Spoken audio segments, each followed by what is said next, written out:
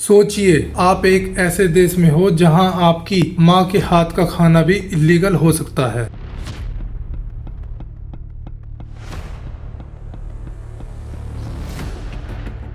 जहां एक गलत हेयर स्टाइल या एक ड्रामा देखना भी आपको मौत के दरवाजे तक लेके जा सकता है।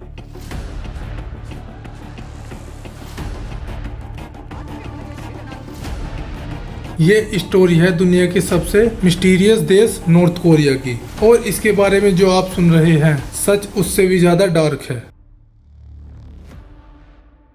अगर आप किसी ऐसे देश में होते जहां आपको ये भी ना पता हो कि गूगल क्या होता है, जहां टीवी देखना, हेयर स्टाइल बनाना या सिर्फ एक गाना सुनना भी आपके लिए जान का खतरा बन सकता है। एक ऐसा देश जहां से न्यूज बाहर तभी आती है जब वहां से कोई भाग निकलता है या कोई छुपकर वीडियो बना लेता है। लेकिन 2021 में एक शॉकिंग खबर सामने आई जिसने दुनिया को हिला कर रख दिया। एक 22 साल के लड़के को एक बड़े स्टेडियम में सबके सामने गोली मार दी जाती है। उसका कसूर सिर्फ इतना था, उसने सिर्फ एक नॉर्थ कोरियन ड्रामा देख लिया था। इसका मतलब ये है कि नॉर्थ कोरिया में आप अपनी मर्जी से हेयर स्टाइल नहीं रख सकते, टीवी नहीं देख सकते, गाना तक नहीं सुन सकते। अगर आपने कुछ भी फॉरेन या इलीगल देखा तो आपको मौत हो सकती है। वो लड़का वहाँ अकेला नहीं था, उसके माँ बाप, दोस्त और पड़ोसियों के सामने उसे गोली मार दी गई। सोचिए उन सब पर उस पल क्या बीत रही होगी। तो चलिए चलते हैं एक जर्नी पर जहाँ हम नॉर्थ कोरिया का असली सच जानेंगे। नॉर्थ कोरिया में लोग पैदा होते हैं सिर्फ हुकूमत की गुलामी करने के लिए, न सोचने की आजादी,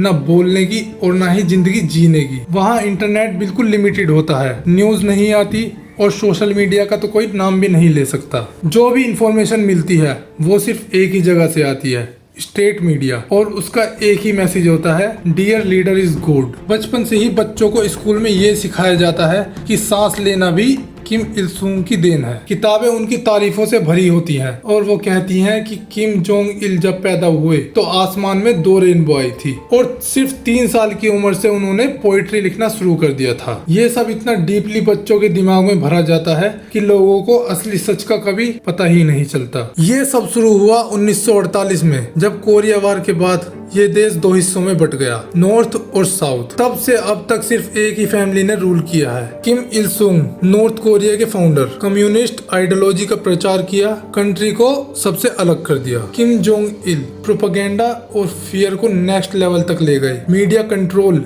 सीक्रेट पुलिस और कल्ट पर्सनैलिटी बना दी। Kim Jong Un current leader हैं वहाँ के, अपने ग्रैंडफादर और फादर के फुटस्टेप पे चलते हुए। डिक्टेटरशिप को ज्यादा ब्रूटल बनाया, पब्लिक एग्जीक्यूशंस, नेक्स और ग्लोबल थ्रेट्स को नए चेहरे बना दिए। ये रॉयल फैमिली जैसी दिखती है, मगर ये आज मॉडर्न दुनिया में भी एब्सोल्यूट कंट्रोल रखती है अपने लोगों पर। वहाँ हर सिटीजन पर नजर रखी जाती है। आप क्या बोल रहे हो, क्या देख रहे हो, किससे मिल रहे हो, सब ट्रैक होता है। और सबसे डेंजरस सिस्टम है स्नैचिंग रिवॉर्ड सिस्टम, जहाँ आपने अपने फ्रेंड्स, नेबर्स या अपनी फैमिली के खिलाफ रिपोर्ट करते हो तो आपको एक रिवॉर्ड दिया जाता है। सोचिए, लोग अपने माँ बाप तक को रिपोर्ट कर देते हैं सिर्फ इसलिए क्योंकि उन्होंने ऐसा कुछ कह दिया जो सरकार को पसंद नहीं आया। नॉर्थ कोरिया के लेबर कैंप्स दुनिया के सबसे क्रूअल जगहों में से एक है। एक सिंपल सी बात जैसे कह देना कि किम की पॉलिसीज गलत हैं, आपको ले जा सकती हैं कैंप 14 जैसे जेल में। वहाँ लोग फ्रीजिंग बर्फ में नंगे पैरों से काम करते हैं, खाने के बिना,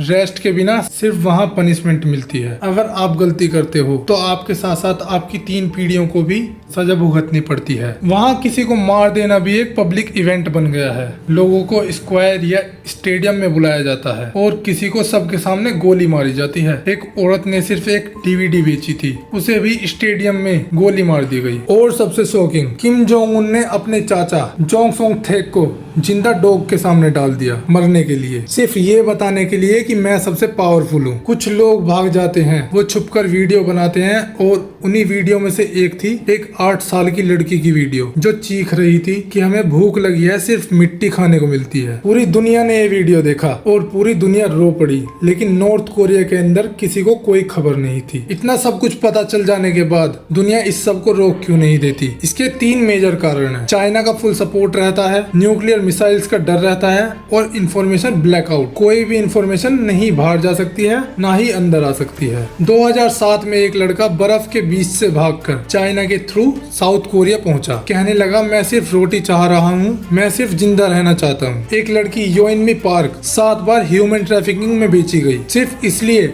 क्योंकि उसने देश छोड़ा था। आज वो YouTube पर अपनी कहानी सुनाती है कि मुझे आजादी का मतलब नहीं पता था, मुझे लगता था आजादी नाम की कोई चीज है नहीं। अभी तक कोई बड़ी क्रांति नॉर्थ कोरिया में नहीं आई। छोटी छोटी जगहों पर रेसिस्टेंस देखने को मिला। कुछ लोग वहां से भाग जाते हैं और कुछ लोग मारे जाते हैं। पाक सोंग हक, एक फॉर्मर नॉर्थ कोरियन, छुपकर हीलियन बलून के जरिए K-pop म्यूजिक वीडियोस और पेन ड्राइव्स बॉर्डर के पार भेजता है। हर बार नहीं, सिर्फ वेदर ठीक हो और सिक्योरिटी कम हो, सिर्फ जब ये सब काम होता है। नॉर्थ कोरिया ने इसे इंफॉर्मेशन टेररिज्म बोला है, लेकिन पाक का कहना है, मैं मिसाइल नहीं भेज रहा हूँ, मैं लोगों को सच बता रहा हूँ। अंदर ही अंदर फ्रस्ट्रेशन बढ़ता जा रहा है, सिर्फ किसी ट्रिगर का इंतजार है। नॉर्थ कोरिया में सूरज निकलता है, लेकिन लोगों के दिमाग में अंधेरा रहता है। हर दीवार पर लीडर की तस्वीर होती है और सिर्फ यही चीज सुनने को मिलती है, लीडर इज एवरीथिंग। लेकिन कभी ना कभी ऐसा होगा कि कोई लड़का डिसाइड करेगा, वो सच ढूंढेगा, शायद तब वो तस्वीर गिर जाएगी, शायद तब एक नया आजाद नॉर्थ कोरिया बन जाएगा।